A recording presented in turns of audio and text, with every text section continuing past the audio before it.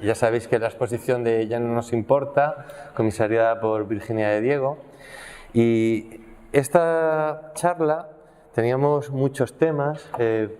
Esto es un tema que ya lo iréis viendo, también ha trabajado Virginia para su tesis, que está ahora mismo en curso. Y lo que queríamos era sobre todo aterrizar en la exposición, pero haciéndonos algunas preguntas antes, ¿no? Ir un poco de un panorama mucho más general, en el que principalmente nos preguntemos por qué hay ruinas ahora en tantísimas exposiciones. Desde hace unos años continuamente es un recurso que encontramos en todos sitios y preguntarnos por qué, ¿no? De hecho, bueno, hay un texto que aparece en el catálogo que es un poco el punto de partida, pero es prescindible. Ahí incluso dejamos fuera muchísimas otras ruinas. Ahí se hablan de unas ruinas, si queréis, una estética del abandono, este gusto que por la ruina que va mucho más allá de lo que eran los gustos de un Piranesi o de los románticos. Incluso hay ruinas de edificios que no han llegado a ser con la crisis, como por ejemplo ha hecho ver la Amarthy, que hablábamos antes, o Hans Hacke nos hace ver, bueno, tenemos Seseña como monumento a todo lo que ha ocurrido.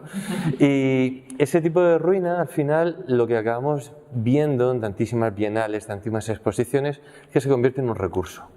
Al final no es algo que en España muchos están conectados justo con la crisis inmobiliaria, pero en realidad es una tendencia que en una exposición maravillosa que está ahora terminando, está en Turín, está en 3 instituciones, está en el Palacio Real, está en el Egipcio, que quien no lo conozca es un museo increíble, y está también la Fundación Sandretto.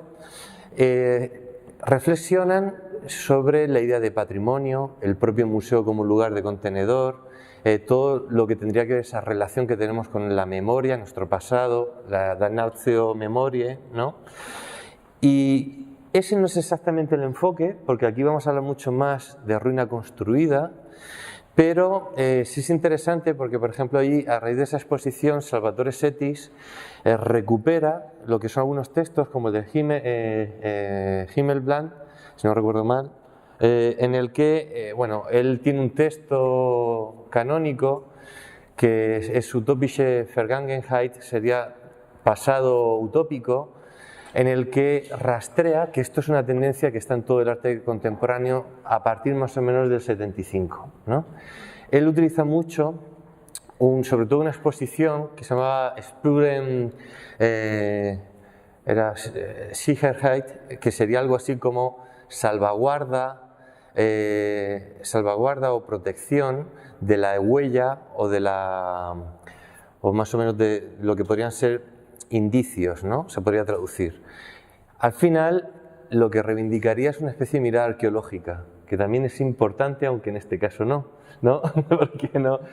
Él, de hecho, en este mismo texto nos llega a decir que hay una especie de arqueología del presente, pero no por el objeto de la arqueología, sino porque son esas propias técnicas las que analizan el presente. Y eso sí que es importante aquí, ¿no? Porque vamos a encontrar una mirada en la que la arqueología se entendía también como destrucción y no solamente como recomposición de un pasado.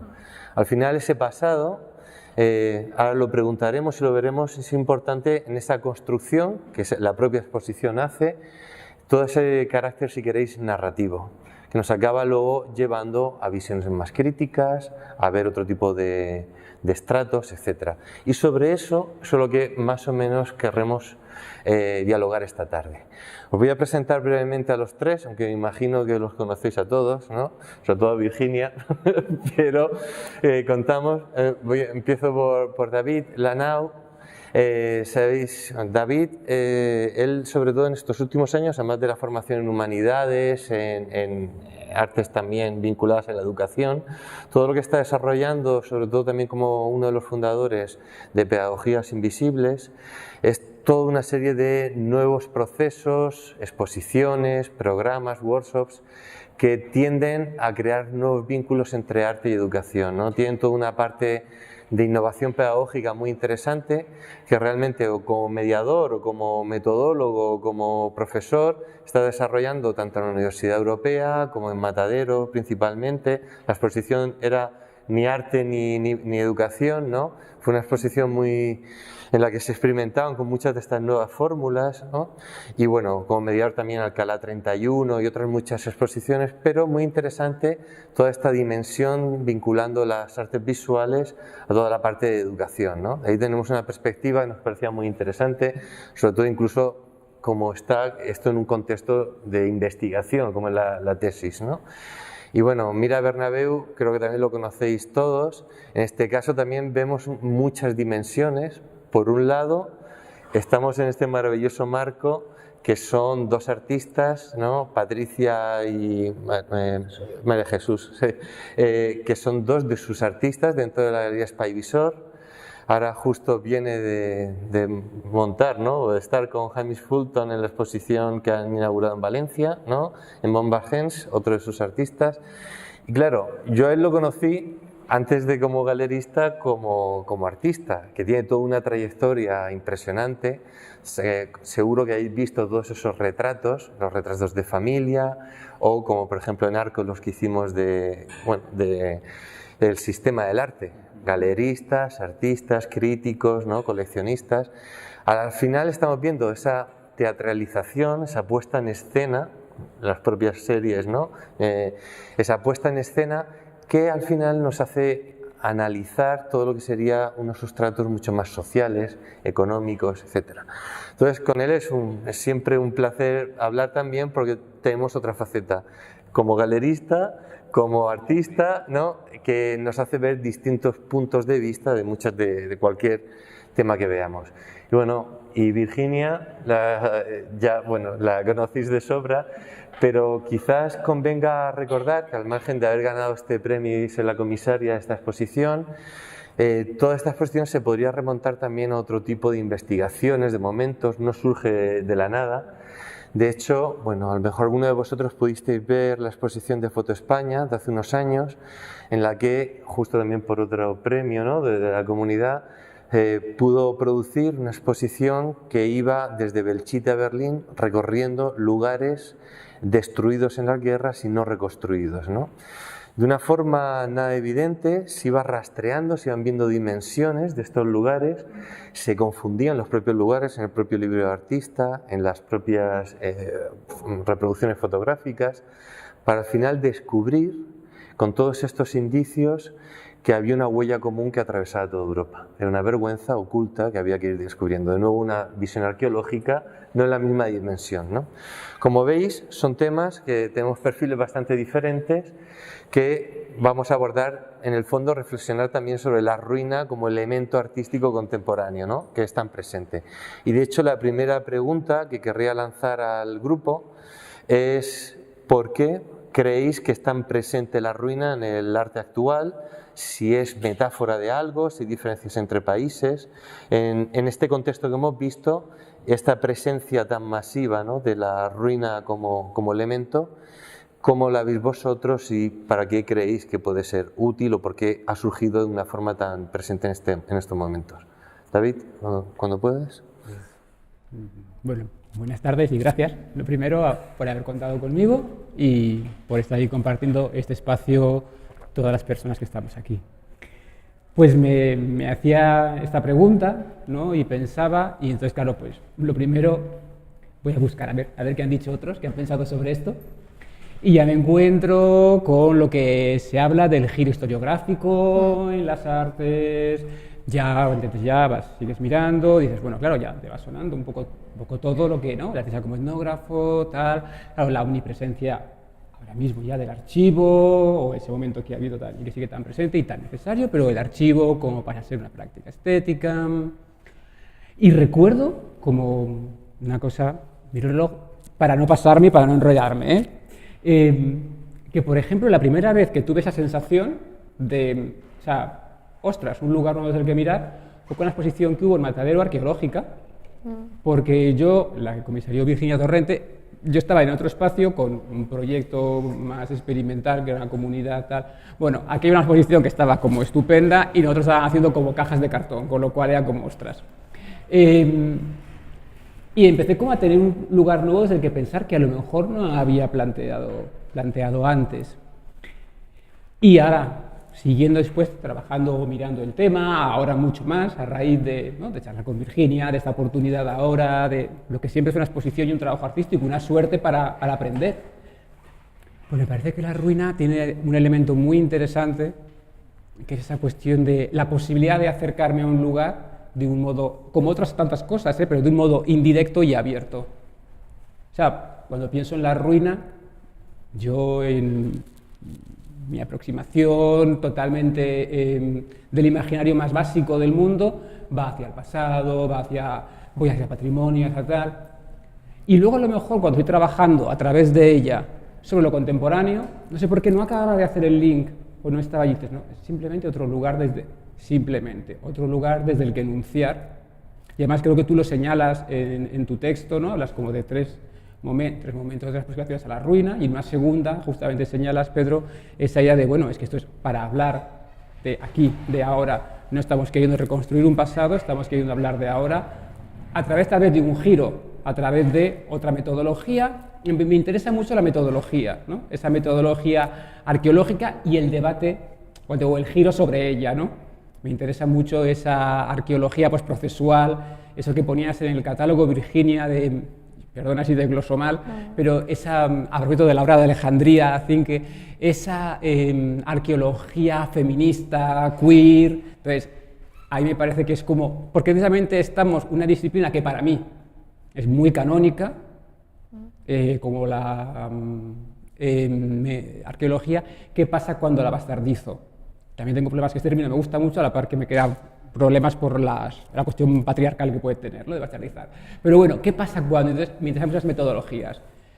Claro, a lo mejor me pierdo un poco en todo eso y me gustaría aprender a aterrizarlo en el objeto, ¿no? Porque es una cosa que estábamos, o que he creído entreleer, la idea de, pero aquí hay un hecho. O sea, no es un discurso, no, o sea, precisamente por la cuestión del marco de pensamiento que señala, ¿no?, de Virginia y Pedro, de ese realismo especulativo, es decir, espera, no estamos en todo es construcción, todo es interpretación, o sea, hay un hecho. Entonces, creo que tengo una tendencia, una deriva a irme hacia la construcción y no estar en la cosa. Entonces, quiero volver a la cosa. Y de por qué, claro, es que hay lugares que ya diríamos que así son comunes, ¿no? Es decir, pues claro, en un siglo que comienza con la caída, con unas ruinas, ¿no?, con la caída de unas torres gemelas, con destrucciones de patrimonios por el islamismo radical, con ciertas cuestiones, con una ruina económica. ¿Cómo no va a estar la ruina allí? Alguna ruina medioambiental, un sistema biocida en el que estamos, ¿cómo no va a estar presente de algún modo la ruina, ¿no? Casi es como... Y me parecía, simplemente he pensado y digo, ostras, desde algo cotidiano, es decir, mi cotidianidad, porque digo, pues esto yo creo que todo el mundo, lo que he dicho no aporta nada especialmente más que mi reflexión, y digo, y pues Pedro, Virginia o Mira lo pueden explicar mucho mejor.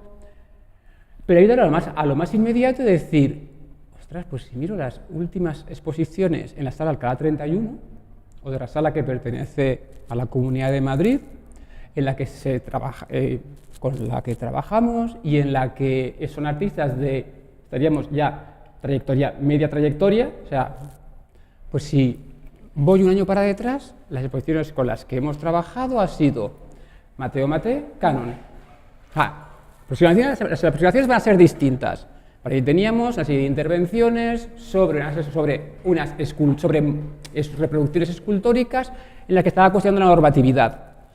Claro, no pensar desde allí en la obra Abrazo de Salmacis me parece difícil. A mí me parece difícil no pensar y decir, claro, es que allí me obliga, aquella exposición me obligaba a eso que decía, que me gustó tanto de Virginia, claro, es que te obliga a mirar con la boca abierta, que tienes que levantar, porque estaban en la peana. Y era tan la fuerza de aquellas eran esculturas, hechas además a partir de los moldes de la Real Academia de San Fernando, e intervenidas.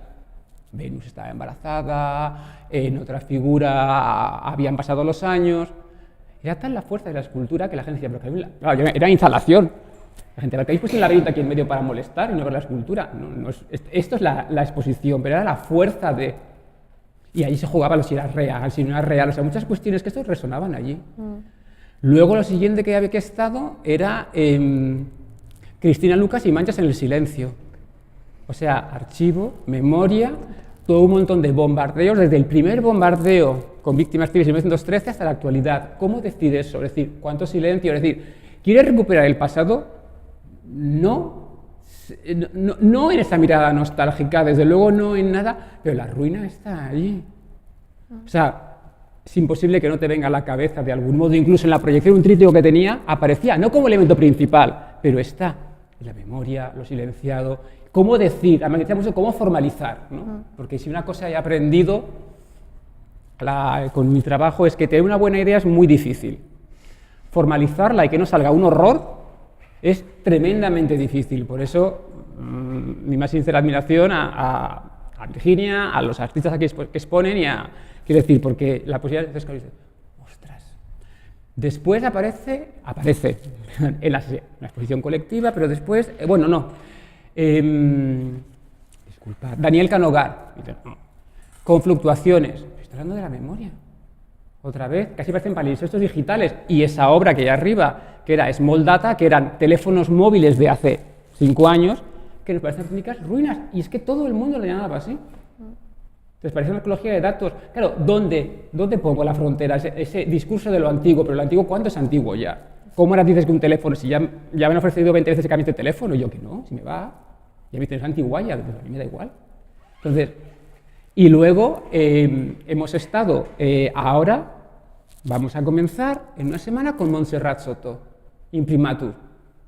La censura, la legitimación de un discurso y la legitimación de otros, los posibles, qué lecturas son, qué lecturas están en conflicto, y si vamos a la historia como antilogómana, es como, estamos así, o sea, qué historias sí, qué historias no, y desde qué construcciones desde qué precedentes, porque por eso se pasaba a veces interesante los precedentes, no hay reconstrucciones, desde qué precedentes leo ahora y a su vez estoy construyendo lo que viene, ¿no? Qué importancia de imaginarios replico y tal. Entonces me parecía curioso esa asociación tan heterodoxa que he hecho, pero que decir, bueno, es que realmente hay una cuestión cercana, por lo cual me atrevo a hablar por la cercanía, y decir, hay algo por lo que es útil para trabajar sobre algo que está aquí, que está en nuestras realidades.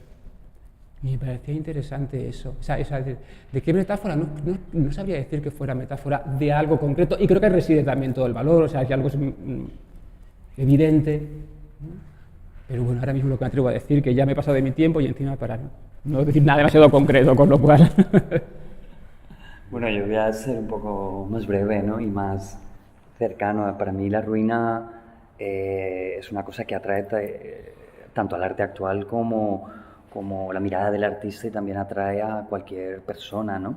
Es decir, una ruina es algo contagioso, ¿no? Es decir, cuántas veces que hay que hablar de ello, ¿no? Vas a un lugar deshabitado, destrozado y te encanta, ¿no? Y te apetece volver, y si no tienes la cámara te imaginas que deberías de volver con la cámara, que luego ya nunca vuelves, porque yo creo que vivimos en una ruina constante, que es un término que me apetecía decir, ¿no? Y entonces, a pesar de que enseguida te seduce una ruina, enseguida es sustituida por otra ruina y vamos de ruina en ruina, con lo cual, cuando piensas de alguna manera en fotografiar esa ruina o en documentarla porque te ha seducido, te ha atraído tanto, como has visto otra ya te olvidas de esa y al final nunca la documentas, aunque también sería interesante, ¿no? Para mí la ruina es hablar de nostalgia, ¿no? Inevitablemente, ¿no? Y nos encanta descubrir lugares, momentos, pero también hay una cosa que me apetecía hablar, es de las ruinas de personas, ¿no? Me interesa también pensar en las ruinas de personajes, ¿no? Es decir, bueno, pues en estos momentos Rajoy es una ruina, ¿no? Y lo estoy llevando a algo como muy político, ¿no? Pero es que ahora también, pues, Camps también es una ruina, es decir, tantas ruinas que llevamos ya descubriendo desde hace tanto tiempo, ¿no? Y eso es un concepto que también me gusta pensarlo, ¿no? Que no hay solamente una ruina muy física, una ruina como muy material de un lugar, de un espacio, sino que también las personas tenemos que pensar que nos convertimos en ruina, ¿no? ¿Ruinas o momias? O momias también, sí, ¿no? No sé cuántas veces hemos ido y qué sensación tenemos, ¿no?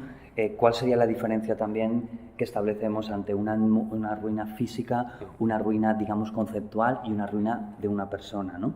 ¿Cómo nos enfrentamos a ese tipo de tres ruinas diferentes, ¿no? Esa ruina de la persona, cuántas veces hemos ido por la calle y de repente ves a un famoso que ya no lo es o que está venido a menos y es una ruina, ¿no? Y también cómo esa gente, cómo habría que reciclarla, tanto el espacio como los conceptos, como las ruinas, cómo de alguna manera deberíamos de plantearnos qué hacer con ellas y cómo reciclarlas, ¿no? Para mí el pasado congelado siempre seduce, ¿no? Descubrir la ruina descubre, nos hace, a mí me produce una intriga, ¿no? Y esa intriga siempre seduce mi imaginación, ¿no? La ruina crea para mí unos ciertos sueños, ¿no? Es decir, me hace volar, me hace pensar en muchas cosas, ¿no? Y hace que mi imaginación explote de alguna manera y se expanda. Y esa expansión es lo que hace, y creo que a los artistas les hace de alguna manera, construir, ¿vale? Es decir, la construcción de la ruina llega a partir de una expansión de los sueños y de una expansión de la imaginación, ¿no? Y de esa construcción, de alguna manera, el artista o incluso las personas no artistas crean una narrativa, ¿no? Es decir, a partir de esa expansión, ¿no? La ruina nos seduce siempre que no esté completamente derrumbada, siempre que no esté completamente destruida y ya verdaderamente ya es imposible de volverla a levantar, ¿no? Creo.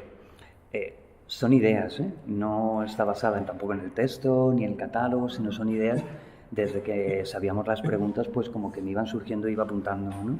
¿Sabes? Nos atrae que aún quede algo de su esplendor, ¿no? Es decir, si en la ruina no existiese algo de su esplendor, como pasa, por ejemplo, en el caso que tenemos aquí detrás, pues no nos atrevería. Sería otro tipo de ruina, pero a lo mejor no nos interesaría tanto, ¿no? Si la ruina o el sujeto de la misma ha desaparecido físicamente, tenemos que reconstruirlo. ¿Y cómo lo reconstruimos? Y ahí hay un concepto que tú has hablado y es inevitablemente volcándonos a investigar en el archivo, ¿no? Es decir, si la ruina está completamente muy finiquitada, de alguna manera habrá que documentarla y buscar la información a través del término del archivo que tanto nos seduce últimamente, ¿no? La ruina puede ser metáfora, siguiendo con la pregunta que lanzabais, ¿no? La ruina para mí puede ser metáfora de cualquier situación social, política, personal, económica, etcétera, que queramos, ¿no? Porque siempre existe y siempre se cuela, y ahí hay una cosa que me parece muy interesante, algún elemento del presente, ¿no? Es decir, en la ruina para mí siempre hay alguna cosa del presente que es lo que verdaderamente me atrae y me seduce, porque si la ruina de lo único que me hablase fuese del pasado, a mí personalmente no me seduciría, ¿no? Cuando una ruina me seduce, y voy a poner un ejemplo, cuando resulta que te vas a cualquier lugar, ¿no? A un lugar, vamos a poner un lugar de Europa del Este que ha sido maltratado históricamente y de repente ves una ruina, ¿no? Pues la ruina se convierte en ruina cuando de repente ves una lata de Coca-Cola, ¿no? O cuando la ruina de repente es un palacio, Pompeya, tal, no sé qué, y es que está el típico cerdito que ha tirado un par de colillas al lado, ¿no? Ese tipo de elementos muy del presente, muy de la actualidad, hacen que, bajo mi punto de vista, la ruina tenga algo, es decir, se consolide, ¿no?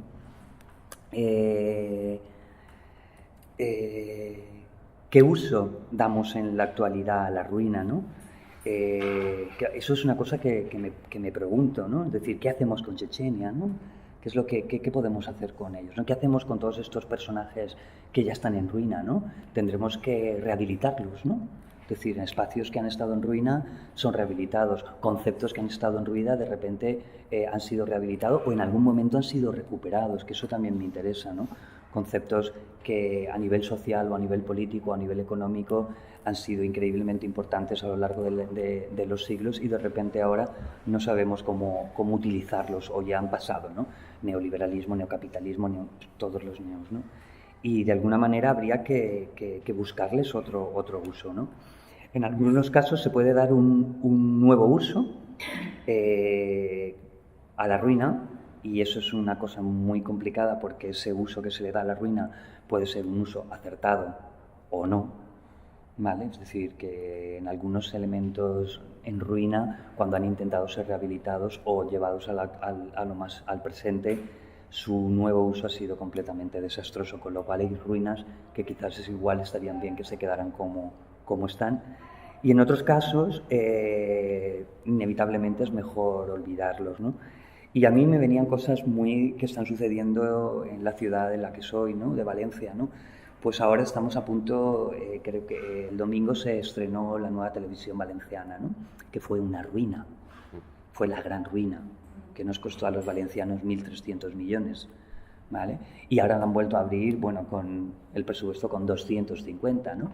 Y entonces digo, y todos pensamos, ¿y qué ruina, no? Esto que es una ruina más pequeña, ¿no? Es decir, hablar de la ruina se convierte en hablar algo muy genérico, pero también habría que clasificar, no sé, a qué niveles de ruina existen, ¿no? Y si esos nuevos, esa rehabilitación de la ruina dotándole de un nuevo uso es necesario o es mejor que la ruina quede para siempre como está. Tanto la ruina social, política, como la ruina física, como la ruina de personas. Hay veces que es importante reciclar, pero hay veces que es también importante que se quede como está, ¿no? Yo soy de los que pienso que Canal No nunca debería haberse abierto de nuevo, lógicamente. Y luego de aquí venía directamente al título de la exposición, ¿no? Ya no nos importa, es que en el fondo verdaderamente nos importa o verdaderamente la ruina es un efecto, un sentimiento, un momento concreto en el que nos seduce y a partir de ahí lo pensamos y, como he dicho antes, ¡boom!, llegamos a otra ruina y ya entonces volvemos a pensar, con lo cual ya no nos importa la ruina anterior, estamos pensando en la siguiente, pero volvemos a movernos, ¿no? Nos hemos acostumbrado a tanta ruina que ya no nos llama la atención, ¿no?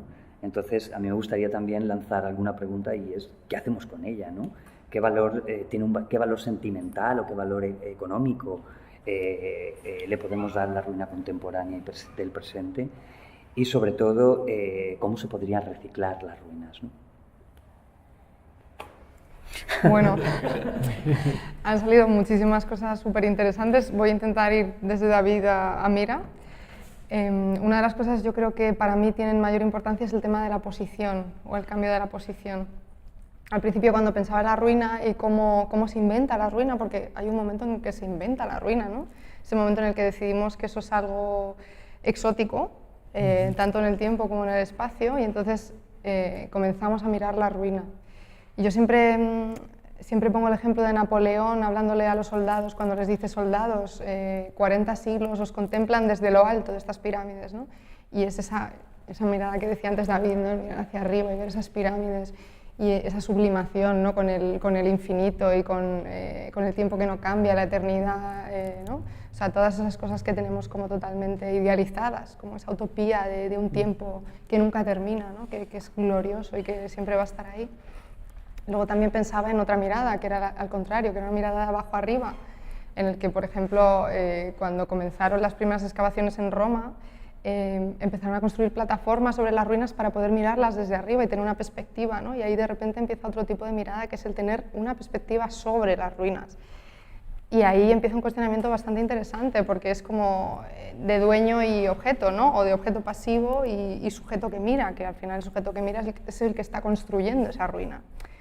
Entonces, creo que no sé si la frase es de Nietzsche, pero él decía que hay que tener cuidado con el abismo, porque cuando miras el abismo te mira a ti.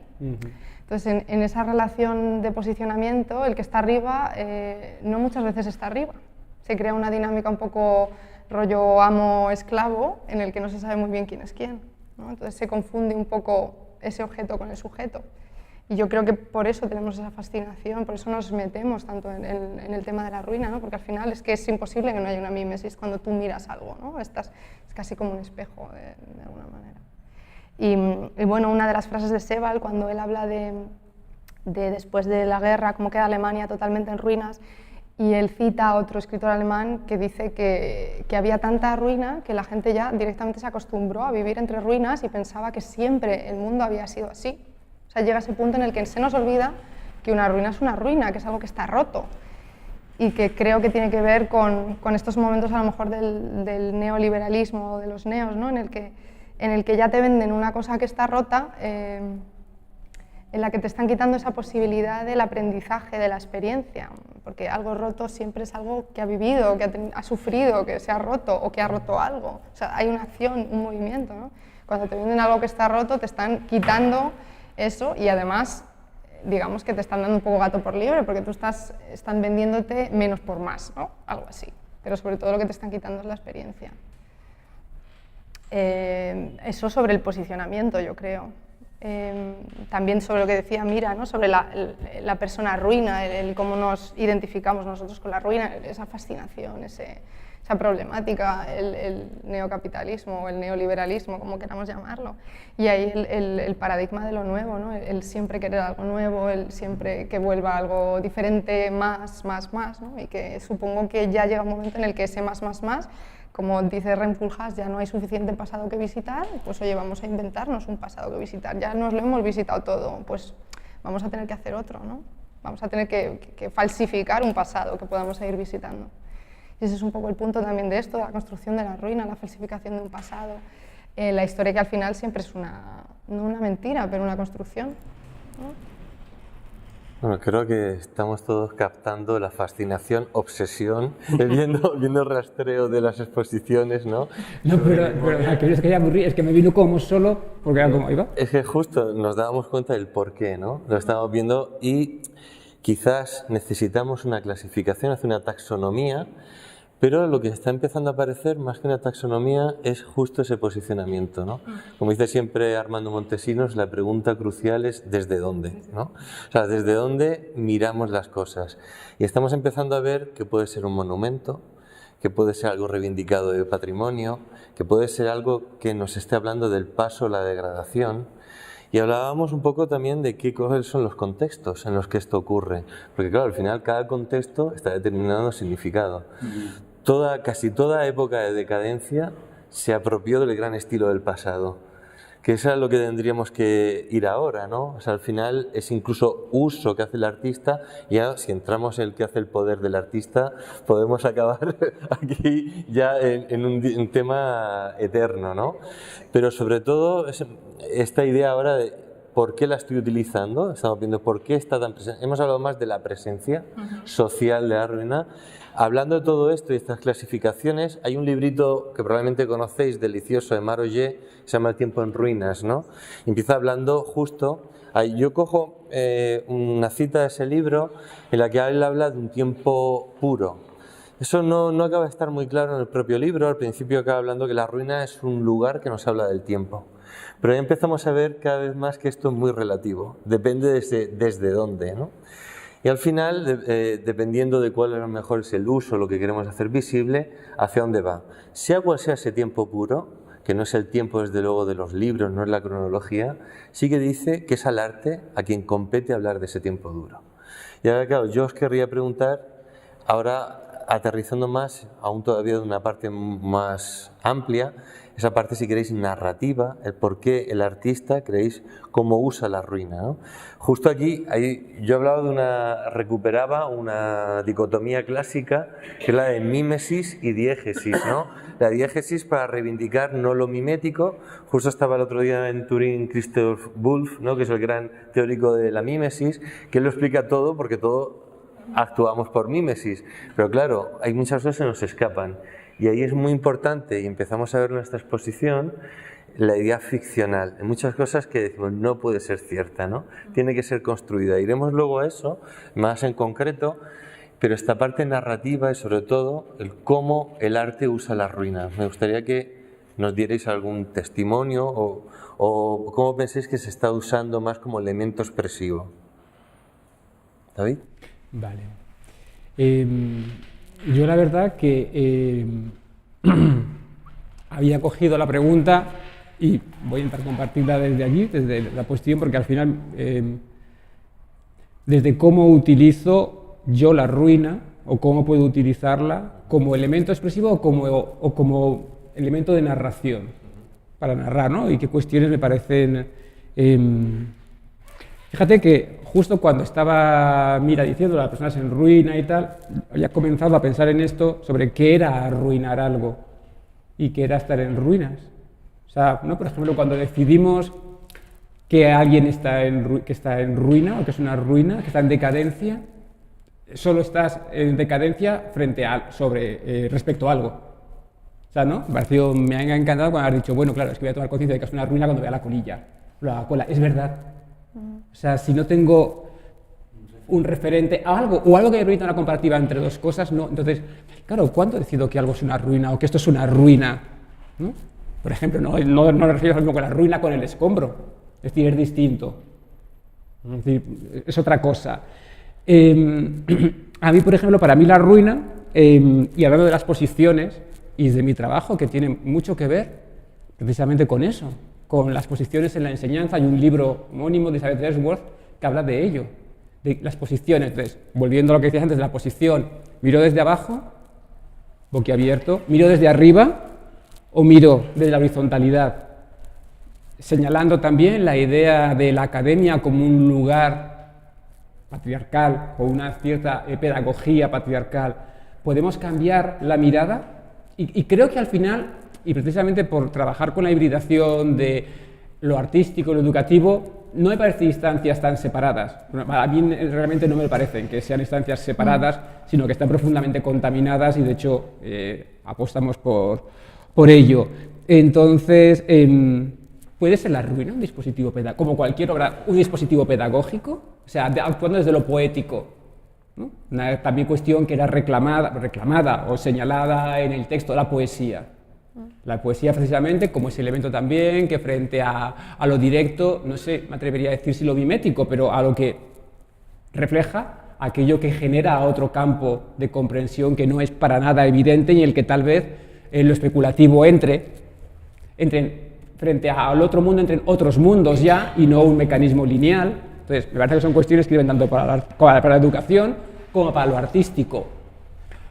Hay una artista que a mí me interesa mucho, que es Luis Knitzer, que tiene una obra, pues el museo es una escuela, ¿no? Es decir, bueno, al margen de teatro ópera instantes, a lo mejor ya no hay que pensar ni en el museo ni en la escuela, ¿no? Antes decíamos, bueno, si hablamos del museo, ni te cuento, ¿no? O de la sala de arte, o de la galería, de todos los agentes que conforman esa idea.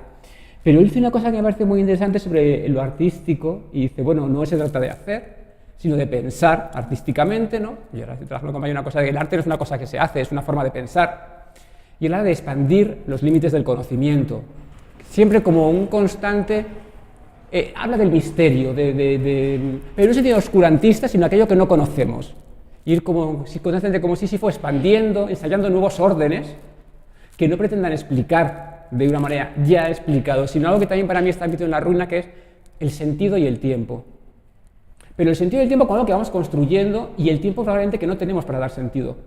Me pareció muy sugerente, porque no acabé de pillarlo, lo que señalabas a propósito del libro de Oye, del tiempo puro, y era como, bueno, a lo mejor es el tiempo del arte, y cuando decía Sara Virginia, ¿no? Lo de, claro, es que nos venden productos ya son viejos que tienen historia, pero si quiero, por ejemplo, una mesa que digas, ya tengo la pátina del tiempo, ¿tengo tiempo para que lo adquiera, de verdad, o la quiero ya? O también una cultura del inmediatez que es como, mira, no, es que no quiero tener la mesa nueva y que pasen 20 años para que sea de verdad, es decir, dame como el simulacro, o sea, que parezca que sea ya. Tenemos ese tiempo para vivir, para que tenga la historia, para que sea... A lo mejor no sé si no lo tenemos, a lo mejor es que no lo queremos, porque lo queremos rápido. Porque como decía antes, mira, quiero una ruina, quiero otra, no quiero ya que parezca, y parece tan de verdad. Parece tan de verdad que ¿por qué no? Entonces la idea de lo pedagógico, de lo poético, del fragmento, es una idea, me va a permitir, y vosotros me podéis cortar el micro y luego poner un bozal y así ya callo. O sea, es como aquí yo acepto todo ese tipo de cosas. Además, ya hemos sacado el momento sadomaso un poco, con lo cual ya la mordaza debería empezar a entrar ya, ¿eh? O sea, pero hay un brevísimo, voy a decir fragmento, además es sobre el fragmento, voy a decir Marina Núñez, de Marina Garcés, en un texto del catálogo de un saber realmente útil, que habla del fragmento frente al segmento. Claro, algo lineal que va construyendo frente a lo fragmentado y que aquí tenemos, por ejemplo, la obra de Frank que son fragmentos, no la totalidad, y dice ya, el segmento no es un fragmento. Se ha discutido mucho sobre el valor del fragmento en el fin de las grandes narraciones, evidentemente la posmodernidad. El fragmento era ambivalente, ruinoso y libre a la vez. Algo roto y algo liberado que abre un campo de incertidumbre y la posibilidad de nuevas relaciones.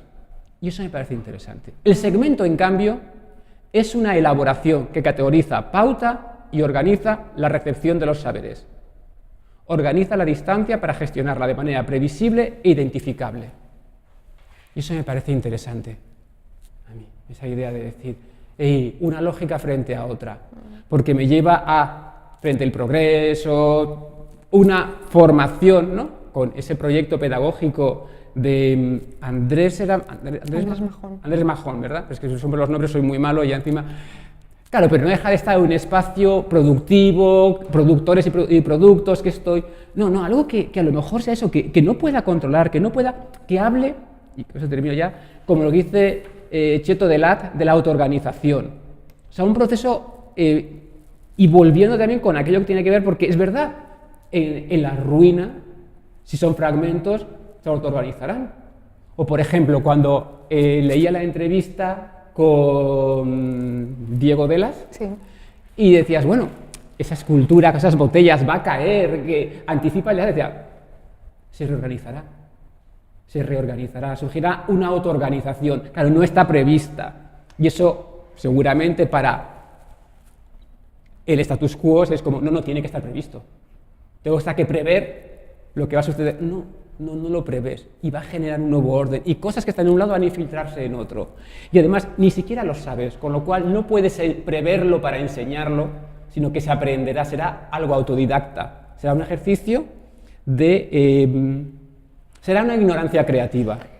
Y a mí me parece que hay cosas en todo esto que, bueno, una pequeña aprendizaje autodidacta, eso poético, ese fragmento, que a mí me resultan interesantes en la imbricación entre arte y educación y bueno, y que me parecen lugares potentes para trabajar desde ellos y que probablemente trabaje desde ellos. No sé. Yo hay veces que me gusta, bueno, tenemos un planteamiento similar pero diferente, pero en tus análisis siempre hay alguna palabra que se cuela también en mis pequeños apuntes, ¿no? Antes has nombrado la palabra del archivo, ¿no? Y ahora también has nombrado la palabra del simulacro, ¿no? Y para mí, y ahora hablo también como artista, ¿no? Es decir, la ruina es bella, es un elemento, es algo que mezcla el pasado, el presente y el futuro, ¿no? Y nos plantea qué hacer con ella, ¿no? Qué hacer para preservarla, para mantenerla, para transformarla, para actualizarla. Y entonces eso me lleva al hecho de pensar que lo que a los artistas les seduce es el hecho de que la ruina tiene pasado, presente y futuro, ¿no? Es decir, te plantea esos tres elementos, te plantea todo el tiempo, ¿no? Todos los conceptos de tiempo en una, ¿no? Te plantea el pasado porque, lógicamente, lo estás viendo, ¿no? No sé, si pensamos, por ejemplo, en la obra de Patricia y María Jesús, ¿no? Pues hay un pasado, ¿no? ¿Qué fue esa casa, ¿no? ¿A quién perteneció, ¿no? ¿En qué se convirtió a lo largo del tiempo, ¿no? Se convirtió en una tienda, en un almacén de muñecas, pero antes fue una casa, pero antes fue también un colegio. Es decir, hay una historia, hay un pasado de esa caja, ¿no? Se convierte en un presente que es el hecho en el que ella empiezan a transformarla y empiezan a darle otro sentido, ¿no? A arrancar las propias paredes de la casa, ¿no? En ese momento se llevaban al presente, ¿no? Ahora es un presente porque tenemos la pieza aquí, pero también hay un futuro, ¿no? La pieza, ¿dónde va a acabar esa pieza, ¿no? ¿Qué nos va a plantear? Dependiendo del contexto que la mostremos, va a tener una nueva historia, ¿no? Creando otro simulacro, ¿no? Porque lo que estamos viendo aquí de la obra de la Casa Ena de Patricia y María Jesús es única y exclusivamente un simulacro. Virginia la ha montado así, pero podría haberla puesto en todas las salas de la galería, ¿no? Cada una de las salas para una de las habitaciones que componían o que construían la casa de Ramón Acín. Entonces, para mí, no solamente hablando, también quería hablar de otro ejemplo que también inevitablemente me toca, porque como trabajo en una galería, pues hay artistas que también trabajan con otros artistas que conocéis todos, que es Bleda y Rosa, ¿no? La idea de la ruina podría estar en esta exposición sin ningún problema, ¿no? Es decir, hasta qué punto ellos juegan con el presente porque hacen fotografías, vamos a hablar de los más clásicos, ¿no? De los campos de batallas, aunque no hacen solamente eso, ¿no? Los campos de batalla, ¿no? Cómo de repente plantean el presente haciendo una fotografía en un lugar que ha existido un campo de batalla hace siglos y hacer la fotografía actual. Pero el resultado es la fecha de la fotografía, la fecha de cuando se realizó la batalla en su momento. Es decir, y cómo tú ves esa imagen y piensas, ¿y cómo será ahora? Porque esa foto a lo mejor ya tiene hecha 20 años, ¿no? Igual es ahora un edificio, ¿no? Hay una construcción. Es decir, yo creo que los artistas de alguna manera nos sentimos increíblemente seducidos por la ruina, por esa mezcla entre presente, pasado y futuro, ¿no? No solamente por ese embelesamiento con lo estético de la ruina, ¿no? Sino también por lo desconocido, el futuro, ¿no? De la ruina también nos atrae y es un punto de partida muy interesante para cualquier artista, ¿no? En sentido artístico, la ruina es, para mí es un tesoro, ¿no? Un tesoro del que siempre puedes volver y puedes investigar, puedes sacar otra punta o otro elemento que te haga, otro punto de partida, perdón, que te haga desarrollar otro proyecto, ¿no? Entonces, yo creo que el artista va a tirar de la ruina inevitablemente, ¿no? Creando nuevos simulacros. Eso es un poco como lo construiría, ¿no? En sentido económico, lógicamente, las ruinas no es nada rentable, ¿no? Y en la ruina existe una posibilidad de reconstrucción, de resurrección, de resurgir de las cenizas, ¿no? Y eso también me interesa, ¿no? Es decir, siempre de la nada se construye algo, ¿no? El artista inevitablemente construye, ¿no? Pero si construyes a partir de un punto, si ya tienes un punto de partida, la construcción hay veces que puede ser más fácil o más interesante, ¿no? Y esa reconstrucción a partir de una ruina y ese valor de la ruina relacionada con el pasado, con el presente y con el futuro, hace o dota a la obra que utiliza la ruina como punto de partida de algo atemporal. Porque bajo mi punto de vista ya ha pasado de moda, ¿no? Es decir, ese punto en el que tú ya te has comprado la lámpara vintage, ¿vale? La original, no la copia, ¿no?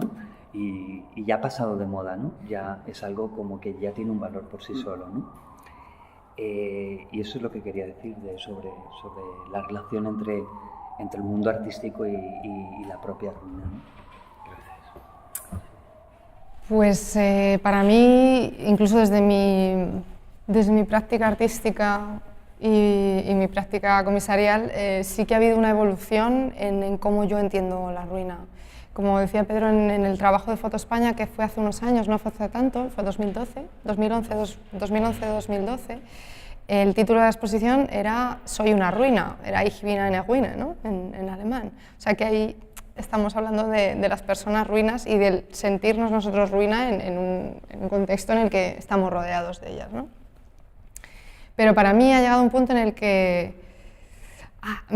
como que hemos ido para adelante, o como que la ruina al final es una excusa y lleva siendo una excusa y una categoría estética durante 5 siglos y en cada momento se ha entendido de una manera, ¿no?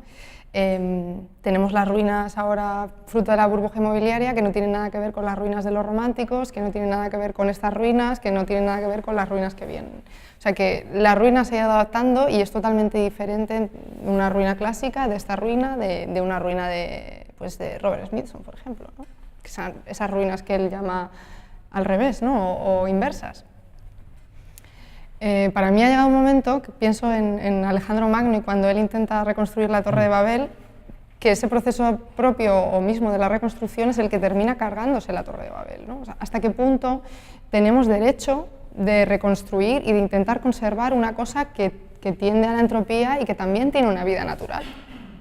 O sea, que al final yo creo que es un intento de agarrar o de controlar algo cuyo valor casi anárquico y entrópico es altísimo, ¿no? Es una cosa que no se sabe cuándo empieza, porque no sabemos cuándo algo empieza a ser una ruina, que eso me parece muy interesante. ¿Cuándo comienza a ser algo una ruina? ¿Cuándo pierde su uso? ¿Cuándo está roto? ¿Cuándo está más roto que roto? ¿no?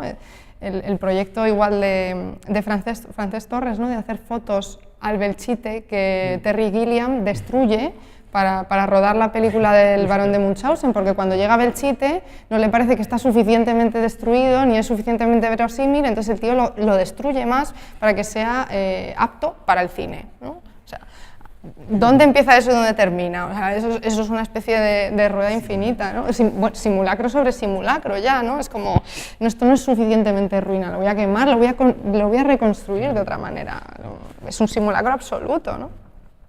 Y luego otra cosa muy bonita que pensaba, o que me gusta pensar, es que al final la ruina clásica no es una ruina clásica, no es una ruina griega o romana, es una ruina renacentista, que es cuando se empieza a entender cómo ruina, ¿no? La ruina renacentista, o sea, la ruina clásica es romana, pero en el tiempo romano no era una ruina, empieza a ser una ruina en el romántico, o sea, en el Renacimiento, ¿no?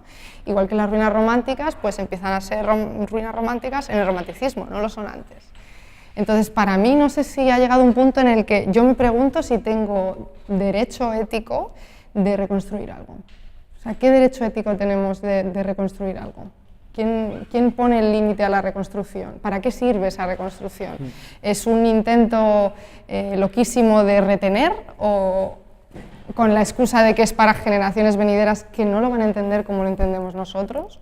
Que también siempre pienso en ese fragmento, en ese fotograma de la sirenita, en la que ella se está peinando con un tenedor, súper...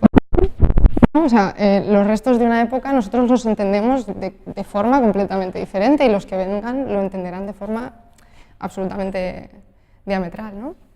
Y esos restos pueden ser restos casuales, pueden ser restos que ni siquiera tenían importancia en su época, pero que nosotros de repente, con la pérdida de contexto y con las cosas importantes de nuestra época, le damos una importancia que entonces no tenían. Entonces, no sé si ha llegado un momento de la eutanasia, casi decirlo, de la ruina, ¿no? De dejarla que caiga y que se muera, y que, como decía Alejandría Cinque en esas esculturas que están castradas, no es que nosotros hayamos roto el falo, sino que es que el falo ha caído por su propio peso. O sea, tiene que llegar un momento que eso caiga, ¿no? Las esculturas de Delas, las de Nicolás, no es que estemos controlando esa destrucción, pero bueno, contamos con ella, no intentamos controlarla, ¿no? Es como, bueno, pues es otra parte, es una vida natural, aunque sea un objeto tiene una vida natural y un tiempo que a lo mejor debemos respetar, no lo sé, son cosas que yo me pregunto desde mi primer proyecto, que era mucho más documental y bueno, que hablaba sobre el trauma y la herida. Ahora no sé si me interesa tanto eso, si me interesa el dejar morir, el ya no me importa esta ruina, voy a continuar hacia adelante, porque a lo mejor esta ruina también es una manera de aferrarme a algo conocido que para mí es confortable de alguna manera y que me da cierta paz porque soy capaz de controlar, aunque esté deshecho, ¿no? No lo sé. Las pirámides van a estar ahí siempre, me da esa tranquilidad, van a estar ahí siempre, yo me voy a morir y van a seguir ahí. Pues a lo mejor no lo sé. Bueno, no sé, porque yo... No sé el caso de las pirámides, pero... Tú has dicho, las pirámides me interesa que estén ahí, ¿no? Y me da cierta tranquilidad, no lo sé. A mí sí. Claro. Me da tranquilidad. Claro. O por ejemplo, Claro me da tranquilidad, yo tengo un problema ahora porque, inevitablemente, ¿no? Y es una ruina personal, ¿no? Mis hermanos y yo tenemos una ruina personal porque hemos heredado la casa de mi abuela, ¿no? Que es una ruina, ¿vale? Y entonces no sabemos lo que hacer con ella, ¿no? Pero es como las pirámides, ¿no? Es decir, claro, son tus pirámides. Son mis pirámides, son tus ¿no? pirámides. Es como es la historia donde inevitablemente yo hablo que yo creo que tendríamos que hablar de algo, yo también tengo aquí apuntado a hablar de algo más personal, ¿no? Como esa ruina personal en el cual que tienes tus cositas, ¿no? La casa de yo tengo aquí la casa de mi abuela. Lista matrimonial. La casa de mi abuela, la caja de las fotos que heredé de mi abuela, la caja de los juguetes rotos de mis hijos, que estamos siempre, los tiramos, ¿no? Ay, qué pena, pues esto fue lo primero que les compramos, ¿no? Y es una ruina también, ¿no? Es decir, las pirámides a mí me gusta que continúen ahí, porque de vez en cuando me gusta volver, o por lo menos yo. Me gusta volver a esta nostalgia, me gusta volver a verme reconocido, me hace sentirme que aún Pero sí que soy consciente de que la escala de valores ha cambiado, ¿sabes? Y que a lo mejor lo que nosotros le damos importancia o valor en un futuro no lo tenga, ¿no? Es que hay una cosa que desde mi generación que me ha conectado mucho porque no reconozco en mí. O sea, pero es una cosa es personal, ¿eh? O sea que, pero bueno, como lo personal es político, pues ya está. O sea, no, por ejemplo, yo soy una persona que no sé si lo seré o no, pero que me cuesta mucho en mí identificar el sentimiento de nostalgia. Entonces, claro, está al final tus ruinas o las aristas que tenga, las que nos tenga, lo que se me haya caído, los cascotes que tenga por ahí. Claro, es decir, cuando decías no, porque me parecía súper interesante la sensación de, José, hay un lugar que vuelves, hay un lugar de confort, esa idea de casa.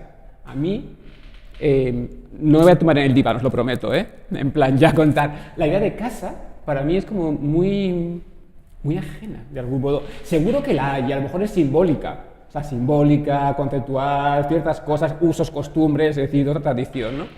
Pero, claro, entonces me cuesta mucho relacionarme con la ruina desde la nostalgia, a lo mejor porque no he tenido la experiencia que sea significativa, a lo mejor porque esto no es yo no soy nada esencialista, es decir, uno va siendo, va estando, o sea, está, no es.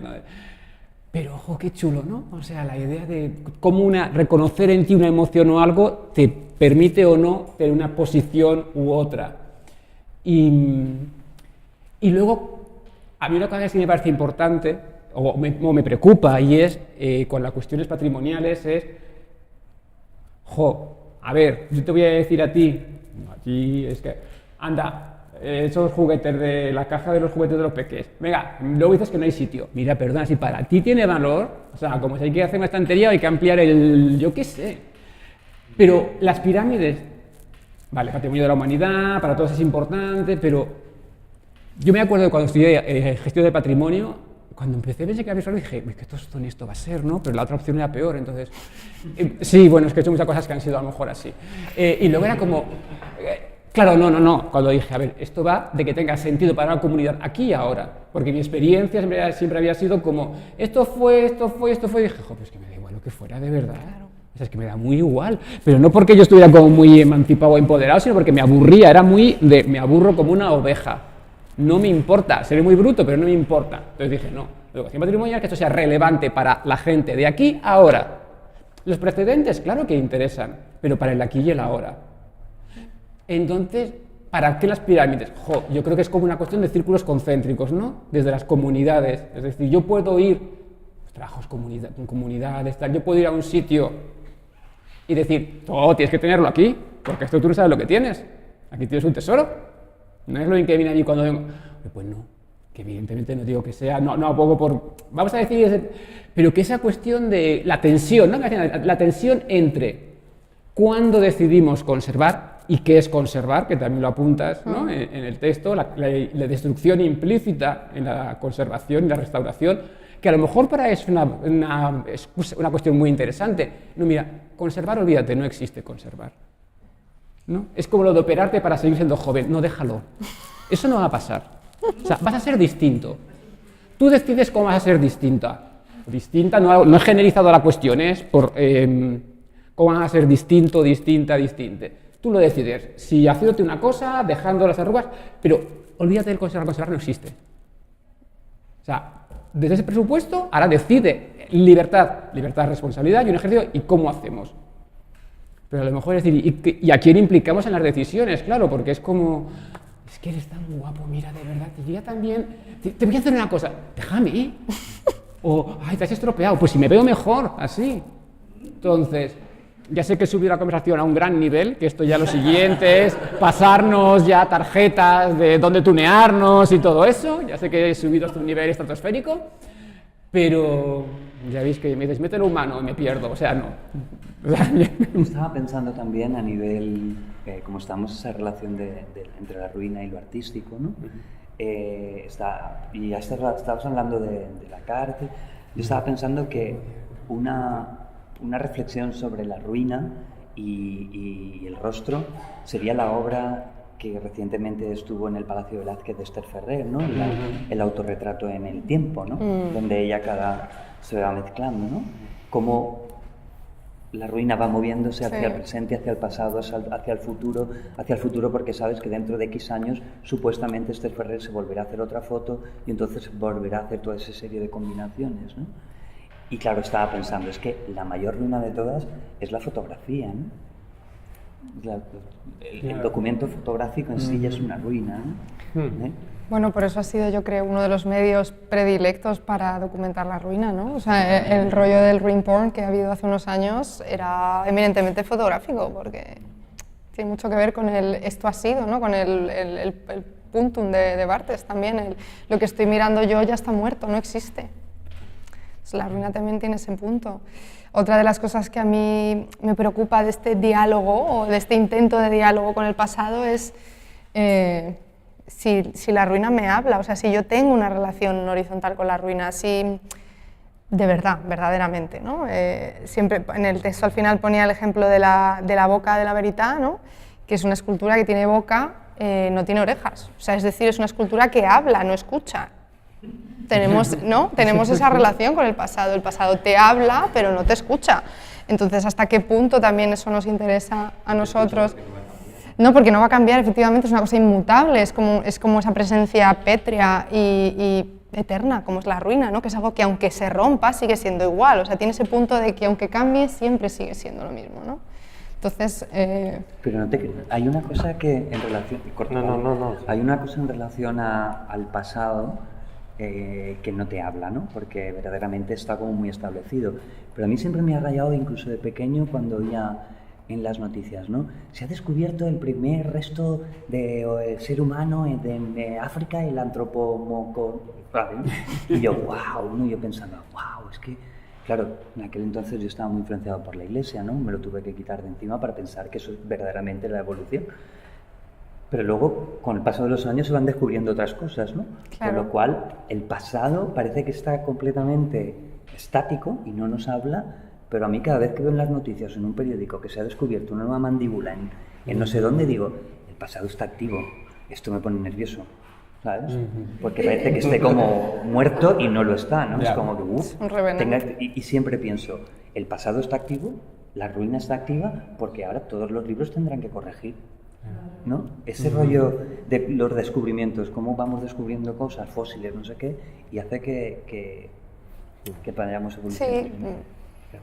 Tú piensas lo que has dicho, justo, bueno, es que están saliendo 20.000 cosas, ¿no? Ahora mismo maravillosas, pero se habla de la ruina como algo eterno, si permanece o no permanecen las pirámides. Me ha venido a la cabeza una conferencia que dio Carlo Ossola, que la titulaba como un poema italiano. Estaba en el contexto de unas conferencias sobre el cero, porque era el año 99 y yo empecé y entonces había un poema que se llama Cero, Cerísimo Cero, como si el cero pudiera ser más cero, ¿no? Y esa conferencia lo que nos llevó fue un poco al dejar algo que no podemos ni limitar y sobre todo a recordar una cosa, lo único que permanece es el residuo. Estamos hablando de escombro, de ruina, de residuo, o sea, nada es pleno. O sea, es que vivimos de ilusiones. En el fondo nos gusta tener seguridades. ¿Qué buscamos, no? En nuestro pasado? ¿Por qué hay nostalgia? Porque idealizamos también un momento determinado en el que nos sentimos bien, ¿no? Entonces, claro, esa relación, ¿cómo se establece? Porque en el fondo es un consuelo. O sea, lo que estamos viendo, ¿qué está apareciendo? Simulacro, ficción, ¿no? Estamos viendo fragmento. O sea, fragmento, es que como el ángel de Klee, lo único que ve hacia atrás con el progreso son ruinas. ¿Pero por qué? Todo citaba Nietzsche, porque el mundo ya no es completo, ya no habita lo todo. Lo que pasa es que nos resistimos, es que es doloroso. Es que para la mayoría de la gente le genera inseguridad, ¿no? Pero es la realidad. Y eso se puede convertir en un trauma o en un campo de posibilidades. Claro, y en el campo de posibilidades lo estamos viendo aquí. Es que en el fondo hablamos de archivo, estamos hablando en este mundo de ruina constante, de archivo, de simulacro, de ficción, porque tenemos una relación que estamos viendo, es objetiva. ¿Por qué se utiliza la fotografía? No es casual, es porque todos los medios expresivos, el que la mayoría del público sigue identificando como un medio más cercano al objetivo, a la verdad, que no deja de ser otra gran ilusión, ¿no? Porque todo es construcción. O sea, en el fondo es eso. Claro, y ahí, sin ya ni prepararlo más, estamos llegando justo a esto, porque sí, claro, yo he hablado de lo narrativo, he hablado de lo ficción para sacaros tema, pero es que muchas de las cosas están en un marco de, pero ¿son de verdad? ¿Es un fake, porque en el fondo, en un mundo donde ya no existe una verdad, quizás lo valiente es decir que lo que yo hago es una mentira, pero es que por eso mismo estoy hablando mucho más de la realidad, ¿no? Claro, esto son ruinas construidas, ¿no? Eso a vosotros, el que sea una ruina construida, inventada, ¿qué es lo que os aporta? ¿O qué le vemos, ¿no? Como elemento, no sé si diferenciador, pero sin duda llamativo para reflexionar sobre algunos temas, ¿no? A mí creo que, no sé, que como que ya hemos sido en esta charla desde la segunda pregunta, hemos metiéndonos ya, ¿no? en la tercera, porque es como, yo lo que estabas diciendo tú, Pedro, para mí era como lo que tenía por aquí, es decir, ¿y para qué decir? A ver, no es más lógico entonces que hagamos nuestras propias ruinas. Claro. O sea, no es más lógico, es decir, o sea, sobre todo era, para empezar, ¿es la arqueología una ciencia ficción? O sea, en cierto modo, es como... Hay una cosa que yo no sé vuestro imaginario de películas de ciencia ficción, ¿no? Además, en el texto señaláis algunas muy interesantes, pero en cuantas de supuesto futuro terrestre en el que está súper avanzado y llegamos a no sé dónde, y aquello que te encuentras en otro sitio, que es una civilización, tiene un eco entre futurista, ruina, no sé qué, o sea, es que se dan, al final, ese momento ¿no? Momento folios, me explico que dos extremos acaban siendo, porque es que la reminiscencia es brutal. Me acordaba, y pues cosas que te quedan de pequeño, tendré nostalgia, pero tengo unos recuerdos, que es, no sé si has visto esa gran película que fue Mad Max con Tina Turner. Hombre, claro. Bueno, es que eso es muy grande, menos mal, me siento mejor, porque veía referencias, pero es que pues veía otras referencias en el catálogo y dije, pues que a mí la que me llegó fue aquella, o sea, Tina Turner con aquel pelo peroxidado a tope. Claro, aquello son momentos apocalípticos, pero es un futuro, pero es una ruina, pero no porque tal, entonces es como... Claro, la ciencia ficción, que va... Claro, es una ficción, se remite mucho a lo arqueológico y a la ruina, entonces, en el fondo, una está legitimada como científica, por todo un discurso, un método, tal, pero un método que ya se está cuestionando, unas metodologías, no es que se cuestionen, sino que van modificándose, como en otras, y la ciencia ficción es ciencia ficción. Y además, la ciencia ficción es una cosa muy curiosa, la ciencia ficción, es que luego se queda antigua, en muchos casos. Tú ahora ves Barbarella, con Jane Fonda y tal, y es como, anda, Jane Fonda. No, si va súper de los 60, es como... entonces, claro, y además, vamos a hacer, si quiero que me queden estas ruinas, llego por el futuro, no mejor ya que las construya para que queden como quiere que quedan yo. Bueno, eso, perdonad que interrumpa el orden, pero ese es el caso un poco de Albert Speer, del arquitecto de Hitler, ¿no? Que él llega a esta teoría del valor de ruina, en el que él empieza a presentar los proyectos arquitectónicos a Hitler en forma de ruina, porque claro, ellos piensan en tener este imperio de 1000 años, como el romano, que quede como de una manera gloriosa. Entonces, ¿por qué voy a enseñarle la ruina antes de enseñarle el edificio? Claro, es que además ya, pues, por eso le dice de la ruina construida, no encontrada, es decir, para empezar, cuando estamos en el simulacro, instalados en una realidad de simulacro, la ruina que hemos reivindicado, hablado con la arqueología como verdadera, lo que decíais en los textos, si no tengo ruina verdadera, no puedo decir que la otra es mentira. Otra es la comparación. Donde estamos ya instalados en el simulacro, lo más lógico es hacer otro simulacro porque es lo más significativo en ese momento, lo que realmente es coherente con tal. La otra ruina en sí misma no es construida ya en ese querer significarla, restituirle su verdad. ¿Pero cuál es su verdad? Si me falta un montón de trozos, me estoy inventando y está... Entonces, pues es como... me parece más honesta. Pero cuidado que esto es un poco aberración en el ambiente mucho arqueológico y me... No, espero que no haya ningún arqueólogo. No, y maravilloso que lo haya, porque ahora a mí lo que me apetece mogollón es hacer una visita arqueológico jugando, o sea, es decir, haciendo una mirada crítica no destructiva, sino jugando más. Eso es lo que activas más cosas, ¿sabes? Es decir, vayamos al arqueológico para mirar desde más maneras. Claro. O sea, no destruir, es mirar desde más. Pero me parece súper coherente y que, pues que sí, que bien, es lo que mola, ¿no? Hacer la ruina, que esté inestable. Además, el libro de historia allí, que es como, ay, jugando con todo eso, a mí me parece que es lo suyo. No, perdona, si hay algún arqueólogo, historiador... Sí que no, el que yo... No, estamos hablando solo nosotros, pero y que no está totalmente abierta la mesa. Claro. Sí. Y además que yo hablo con todo el respeto, cuidado, el respeto, reconocimiento de ignorancia y queriendo aprender y mirar más. Yo creo que a mí me gusta que haya salido el término también de eso, la arqueología, ¿no? Que tenía que salir. Tenía que salir. Y para mí también tenemos que hablar del tema de la restauración, ¿no? La restauración de la ruina, el siguiente paso, ¿no? El siguiente elemento. Y claro, a mí yo estaba pensando, digo, vale, vamos a pensar en dos ruinas que yo he conocido de pequeño en Valencia que se han convertido, tras su restauración, en dos elementos importantes en la ciudad. No sé si conocéis Valencia, en Valencia tenemos dos torres, ¿no? Están las torres de Serrano y las torres de Cuarto. De diferentes siglos, son las dos únicas torres que quedan de cuando la ciudad estaba amurallada, ¿no? Las torres de Serrano fueron impecablemente restauradas, con lo cual hasta a mi madre le parecía horrible, porque era esto ya no es lo mismo, parecen de plástico, ya ves tú, qué desastre, ¿no? Y hubo una reacción a lo que es la restauración, el actualizar la ruina, ¿no? Que es un concepto también muy chulo, reactualizar la ruina, ¿no? Y luego de repente, al cabo de los años, el ayuntamiento decidió restaurar las otras torres, las torres de Cuarto. Y entonces decidieron dejar los cañonazos, si lo veis, es unas torres maravillosas que tienen unos agujeros gigantescos, que son cañonazos que también te hace plantearte, bueno, la persona que tiraba el cañón pensaba que iba a atravesar la bola esa, la muralla esta.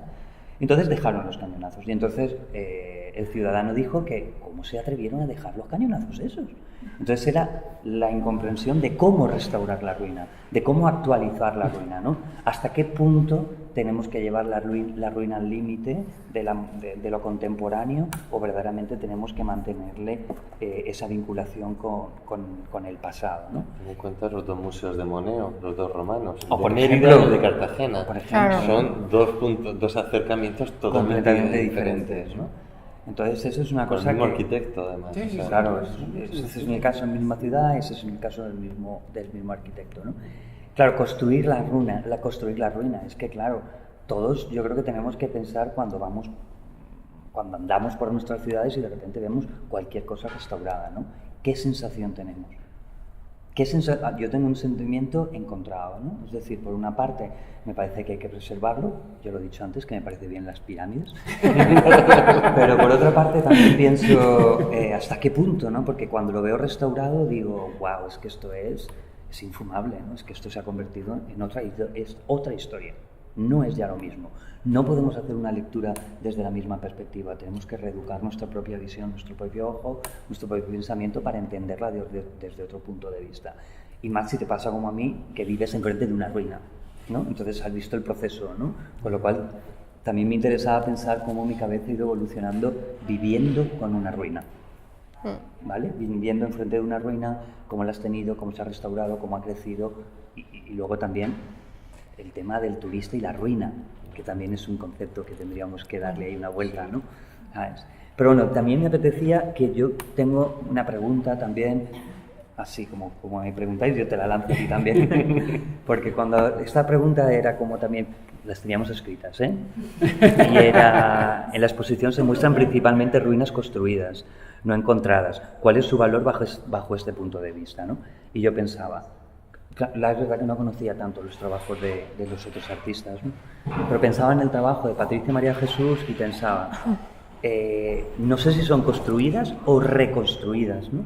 Los procesos que ellas utilizan hacen que los lugares elegidos sean limpiados primero, arrancados, transportados, expoliados, maltratados y se traslada, ¿no? Se traslada en este caso aquí, ¿no?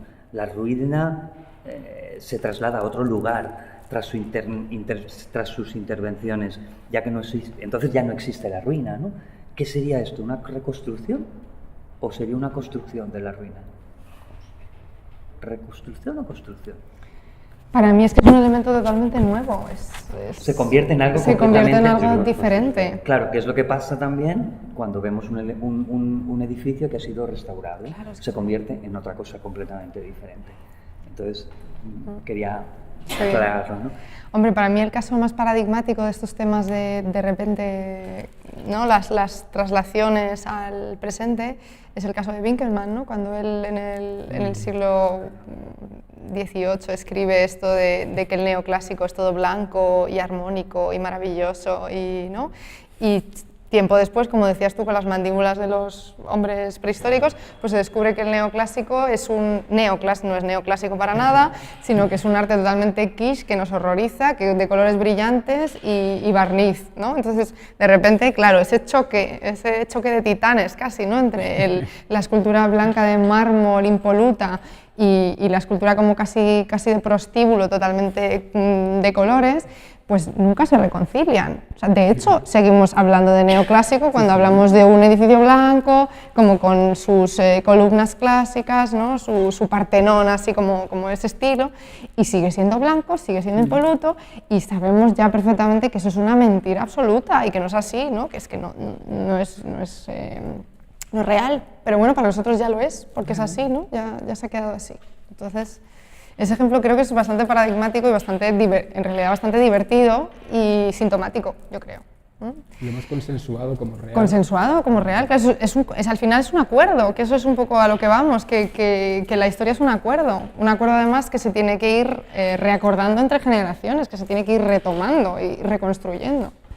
Y sobre el tema además de lo que hablamos, el tema de la no linealidad, el tiempo que salta, ahí sí que me gustaría hablar de la figura de la folie arquitectónica, ¿no? Que es un movimiento que empieza en el siglo XVIII, que lo que hace es construir ruinas, cogiendo como trozos de ruinas distintas, ¿no? De repente mezcla una columna griega con una especie de celosía barroca, o sea, totalmente loquísimo, ¿no? Y construye cosas rotas, que es la primera vez que se empieza como de esa manera a construir cosas rotas, columnas rotas, templos rotos, o sea, templos clásicos rotos, además, ¿no? Entonces, eso me parece muy interesante porque primero es como una mezcla de esas piezas de diferentes temporalidades que siempre alude a lo no lineal. Y yo creo que aquí estamos hablando mucho de la no linealidad, de la historia, del segmento que no es el fragmento, que no es segmento, que no es lineal, ¿no?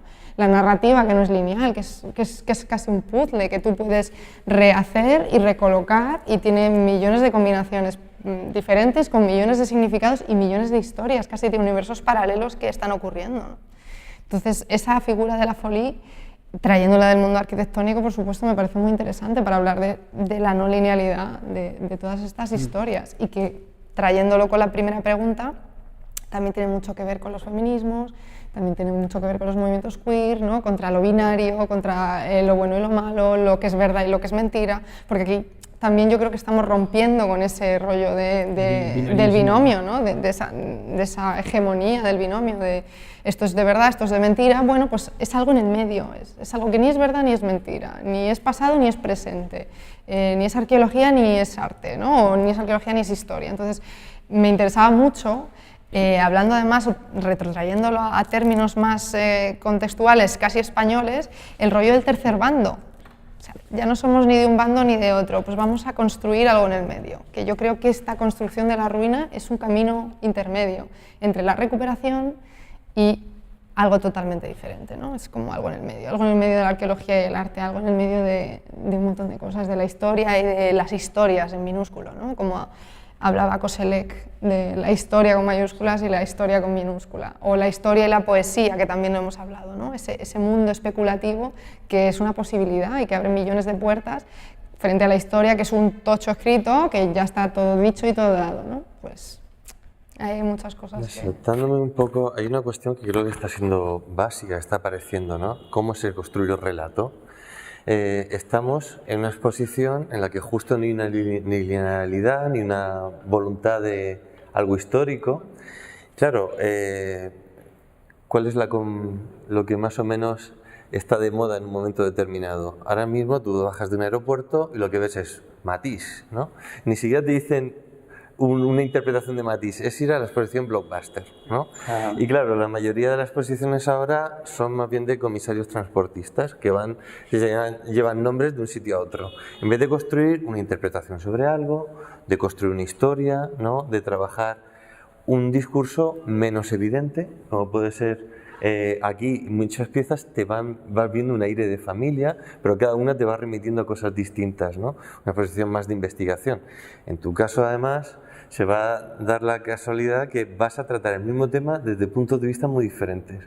Ya has hecho 2 exposiciones que en una tendría más que ver con la idea de archivo, documento, objetividad o reconstrucción histórica, y la otra con construcción, ficción, fake, ¿no? Y luego simulacro, cuando luego además todo eso lo tratarás de forma textual en una tesis, ¿no? Entonces, claro, es interesante esa especie de poliperspectivismo, porque en el fondo casi todo lo que estamos viendo no es solamente la reinterpretación continua, también la historia es una constante en continuo cambio, ¿no? En movimiento, sino también pararnos a pensar las virtudes de cada uno de esos relatos, o cada una de las, porque no lo hay, no hay seguridad, ¿no? Es toda una ilusión. Ahí se hablaba de anticipación, ¿no? Si podía ser de una forma ideal, o la relación con el tiempo. Lo que hemos visto es que salta, no hay linealidad, a pesar de que para ciertos discursos haga falta asentar las cosas. Recuerdo Greenaway, cuando se cabreaba y decía que basta ya de que el cine sea una historia de un libro ilustrado, ¿no? O sea, que el cine es otra cosa, ese medio no tiene por qué ser siempre una historia ilustrada, pero él mismo es consciente de cuando rompe eso, tiene luego que dar una serie de referencias. O sea, drawing by numbers, tienes que al final tener los nombres. La Bologna Towers, tienes que construir frente al gran relato de la historia, las microhistorias, ¿no? Los relatos. Claro, y es interesante cómo esto ha derivado hacia cuál es la forma narrativa, o reivindicar, por ejemplo, una forma de exposición que no es la exposición blockbuster, y que como elemento narrativo o elemento de investigación tiene una virtud enorme, ¿no? Para introducir en estos temas al espectador de una forma diferente, ¿no? ¿No? Es que el otro es, a ver, o sea, todo es como, o sea, consumo, claro, pero ahí ya fíjate, hablar de eso me lleva al momento consumo, consumimos, hay productos para todo, es decir, consume de modo responsable, pero claro, o sea, yo por ejemplo cuando la exposición de Virginia, como otras exposiciones que me parecen muy interesantes, exposiciones de tesis, no porque haya, como en este caso, una tesis doctoral detrás, sino porque hay una tesis que intento formalizar de manera plausible. Lo otro está muy bien, quiero decir, es como te traigo algo, pero es mercancía, o sea, es como... Claro, sí. Entonces, claro, y sí también ya es un poco pensar qué papel juegan todos los centros de arte, el museo, es decir, ya nos metemos en otra movida, que es como, ya, pero para esto es decir, es como, porque claro, ya tienes la propia arquitectura que te deja, pase, venga, rula, pase cada cuarto de hora, no hay asientos porque no te me quedas aquí empantanado un montón de tiempo, que no me cabe la otra gente, que tienes que salir, alma de cántaro. Entonces, claro, entonces, ¿qué es? Entonces, yo sí pienso que las exposiciones, bueno, ya, tienen que ser así, o sea, que no sé, pero bueno, que está bien que haya de todo y estupendo, pero claro. Cuando hablabas del sentimiento de la anticipación, a mí me lleva a pensar en el estado de que hay que reflexionar, ¿no?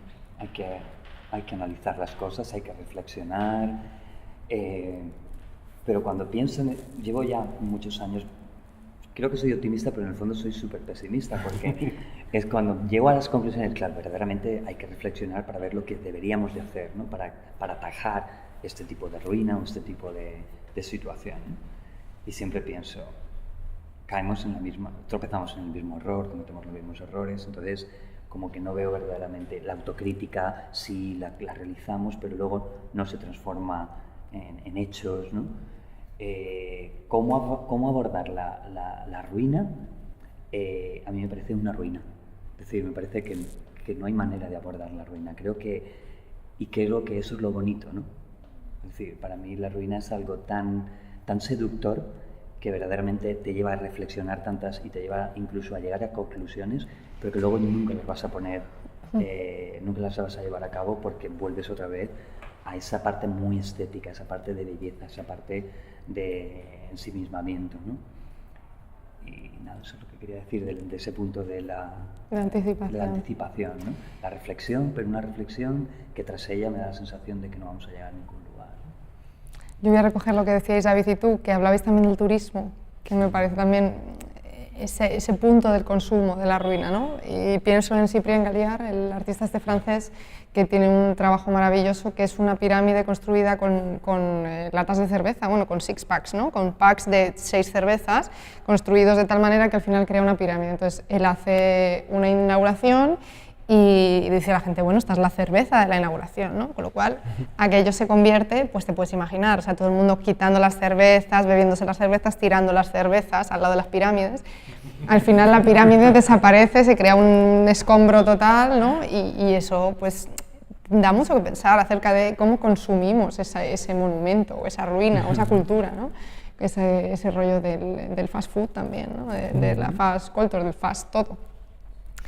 Y bueno, sí, hablando de la anticipación, es que, claro, es que es muy complicado. El enfrentarse, para mí, ha sido un enfrentamiento a la ruina, también de una manera como ya, ¿no? Como ha sido hasta aquí hemos llegado, ¿no? Un poco de esas pancartas de manifestación dentro de una sala, como un museo, hablan de un activismo que a lo mejor que hay que empezar a utilizar, ¿no? Y hay que... De hecho, la palabra museo, que lo decíamos, tiene la misma raíz que mausoleo, o sea, ahí ya nos estamos... a ver, tampoco hay que... 2 más 2, pero quiero decir que hay muchas cuestiones que abordar, sobre todo nosotros que trabajamos en el mundo de la cultura o en el mundo de la galería, en el mundo del museo, hay mucho trabajo que hacer ahí, ¿no? Esa anticipación, es que ya, teníamos que estar ya haciéndolo, ¿no? O sea, tenemos que dejar de anticipar y hacer, pero también es un hacer, no hacer por hacer, sino hacer a través de una reflexión, y de una reflexión que al final es un encuentro o un desencuentro con uno mismo, con el activismo, con el pasado, con esa mirada a la escultura, que de repente, ¿no? Esa mirada al abismo, que al final, pues sí, no sé. Pero yo creo que hay, o sea, es verdad que estoy total, ciertas cosas, ¿no? Me veo con mucho, ¿dónde está el discurso? ¿Dónde estamos instalados en la praxis? O sea, hay cosas que a nivel teórico, ya me ciño al momento o un museo, pero también una cosa que comentaba es si el museo está en ruinas, ¿no? O sea, Claro. me parece súper interesante el proyecto que se ha iniciado ya, o van a iniciar María Jesús y Patricia en el IBAM. Tengo que contarlo porque es maravilloso. No, es que me ha contado, así Quiero contarlo. No, cuéntalo tú porque No, luego vaya a meter a carne por medio y no sé qué, con lo cual vais a ver me qué refiero pastiche. que llega donde quieras. Vale, no, pues bueno, que es como ir de la pared sacando estratos, ¿no? Y haciéndolos visibles. Claro, en fin, el museo es un lugar que va reinventándose, que desde su último siglo hay un montón de discursos museológicos nuevos, y el último, el giro educativo, el giro social, el no sé qué, pero cambia un poco, es como cambio lo suficiente. Me recuerda como al Gato Pardo, ¿no? La película, lo que dice el personaje de Burt Lancaster, algo debe de cambiar para que todo siga igual, ¿no? Entonces es verdad que ahora pongo esto tal, ahora pongo tal, pero tal, es como me está dando gato por liebre un poco. Y tenemos, por favor, sobre la palabra participación, la queramos o no lo queramos, podríamos llenar todo esto con libros sobre la participación. En el terreno de la praxis artística, la educación, arte de educación, practicación, pero luego se propicia, se facilita, puede ser, es decir, es como, ¿dónde está el discurso? ¿Dónde está la praxis? ¿Y dónde estamos en nuestros imaginarios? Entonces, como que hay una cosa que es, por eso cuando hablamos de anticipación, es decir, es como hay una especie como de confusión, más que confusión, como de simultaneidad de tiempos, ¿no? En la ruina, que es como fascinante, que está allí, incluso porque esta obra de Masaccio de la Trinidad, ¿no? Que en la posición de abajo dice, hay un cadáver, ¿no? Una vanitas, una presentación que dice, es un esqueleto, dice lo que soy, lo que fuiste es lo que soy, y lo que eres, lo que soy es lo que serás, es decir, bueno, está presente, pasado y futuro diciéndotelo allí. Entonces, bueno, ¿cómo traemos eso también al museo, a las salas de arte, a todo ello? Es que te recuerda al situacionismo, pero eso es en los 60, o sea, en el sentido bueno, pero que ese final de los 60, pasado 40 años, 50, y estamos como que sí, pero que no, que movemos mucho, pero como que, venga, como un poco más, ¿no? Venga ya. Esa sensación de venga ya, como que me ha compartido, he venido arriba con el venga ya, como venga ya. Pero, hasta aquí, ¿no? Pero claro, también luego con el ponerte a venga ya y ya, pero... Porque me parece que es muy importante ponerte venga ya y luego darte cuenta de lo complicado que es hacer algo coherente. Hombre, por supuesto. Es súper importante. O sea, que había que dejar los espacios para lo que hacen con las empresas, ¿no? Las startups. Toma, móntala para que se estropee y se aprende. No sé si tendría que ser la fórmula tal, pero ensayar y ver que todas las ideas que tienes, cuando te puedes llevarlas a cabo, la mitad es como, venga, ahora sigue, ahora tal. ¿Sabes? Unas cosas que aprendí... A toda la gente que dice, esto puede hacerlo mi hijo. No, con eso, ¿No? con 1000 cosas. O sea, una de las cosas que aprendí con Comisaría de Exposición y Arte y Educación fue como... Se nos llenó la boca la participación. Al segundo día de abrir, queríamos cerrar. Tal cual, porque era, esto no lo podemos manejar, Dios mío, qué horror, qué monstruo hemos creado. O sea, pues no lo querías, toma. Pero está muy bien. O sea, está muy bien, me refiero, es como... Pero es verdad, tiene que haber ese espacio para que... Porque si no, generamos una situación como de me quiero mover, no que te agarro, y aún te quieres mover más. Si dejas que te muevas es como, ay, pues si no sé moverme tanto, ¿eh? ¿Y qué mal lo estoy haciendo? Y por Dios, espera, igual me lo pienso 2 veces y no caeríamos en el hacer por hacer luego. Es un poco como efecto pendular, ¿no? Reprimo, voy para atrás, rebote, entonces como no, vamos a esto para hacer con conciencia, pero hacer. Entonces, no sé. Hemos llegado prácticamente al final, pero si queréis hacer alguna pregunta...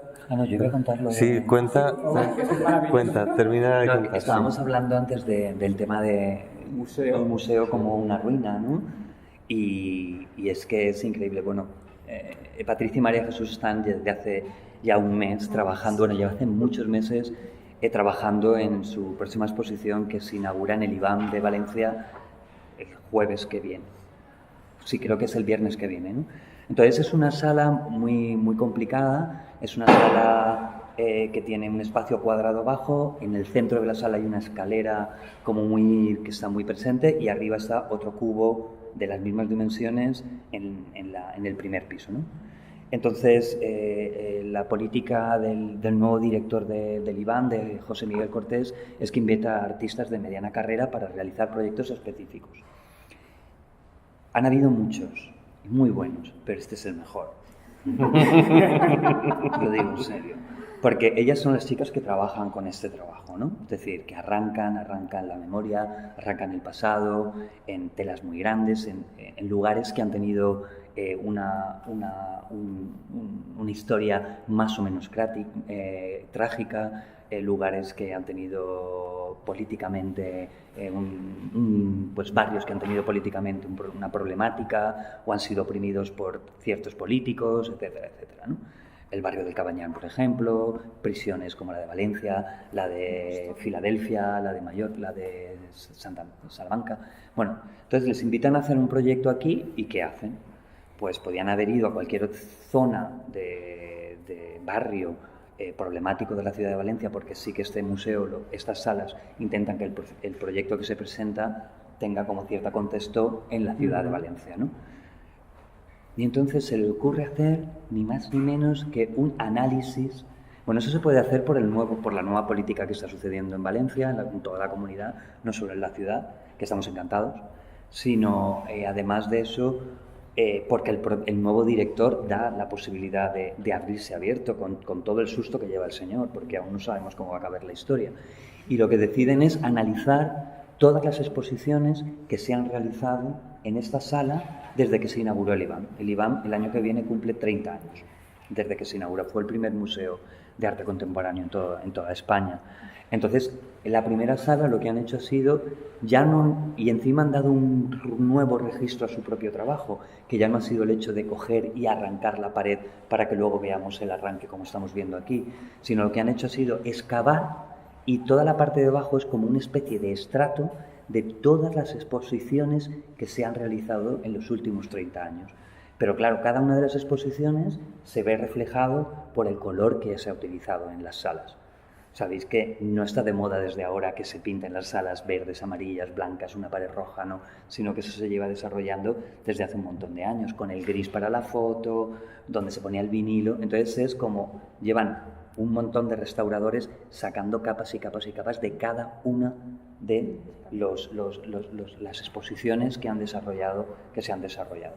Pero no acaba ahí la historia, sino que en la parte de arriba lo que han hecho ha sido un estudio que llevan desde hace muchos meses analizando a todos los niveles las exposiciones. Con lo cual es un análisis de todas las políticas culturales realmente que han sucedido, ya no solo en el IBAM. Bueno, ellas piensan en el IBAM, pero yo le digo, ya, pero es que tías, lo que estáis haciendo es un análisis de las políticas culturales de toda la Comunidad Valenciana. Porque ahí queda reflejado lo que se hizo con Vicente Todoloí, lo que se hizo con Bonet, lo que se hizo con Consuelo Ciscar, lo que se está haciendo ahora. Pero es un análisis donde aparecen, es lógicamente un esquema, ellos se llaman no me acuerdo la terminología, una terminología también de arqueología, en el que van creando desde el dinero que se ha gastado, quién fue la inauguración, es decir, como un análisis de la ruina, pero llevándolo a que bajo es a un nivel estético, a un nivel físico, y arriba es completamente a un análisis político, económico y social de la propia Comunidad Valenciana. La bomba. Es decir, el museo está acojonado porque, claro, pero ellas son muy sutiles, ¿no? Yo hubiese sido más punky, ¿no? Pero ellas son como bastante, dejan, que me parece una virtud, dejan al espectador que reflexione, ¿no? Que es lo que estábamos diciendo ahora, que se anticipe, ¿no? Que vean un poco lo que está haciendo. Pero verdaderamente es un trabajo que habla de la ruina y que habla de la ruina, que lo hablábamos antes, como metáfora de cualquier situación política, económica, social que pueda existir en cualquier lugar, tanto personal como en cualquier cuestión pública, ¿no? Es brutal, tenéis que verla. Bueno, pues os agradezco muchísimo a todos vuestra presencia. Sin duda hemos terminado perfecto, ¿no? Creo que voy a acabar esto. Creo que quieres decir unas palabras. Sí. Pues no sé, yo daros las gracias, por supuesto, por atender tan generosamente la llamada y por vuestro tiempo y vuestra, pasión y trabajo. Y que me encanta teneros aquí porque se ha creado una energía súper bonita. Y bueno, a vosotros, por supuesto, también muchísimas gracias por venir, también por vuestro tiempo. Ahí está Nieves, que siempre me gusta darle las gracias porque, es una parte súper importante de que esta exposición haya salido así. Y bueno, pues nada más. En este mundo sin seguridades, todos terminaremos siendo ruinas, Sí, pero totalmente. espléndidas ruinas. Sí, muchas gracias a todos. Gracias. Yo creo que no le hemos dado ninguna No, oportunidad a nadie. no he podido, pero vamos.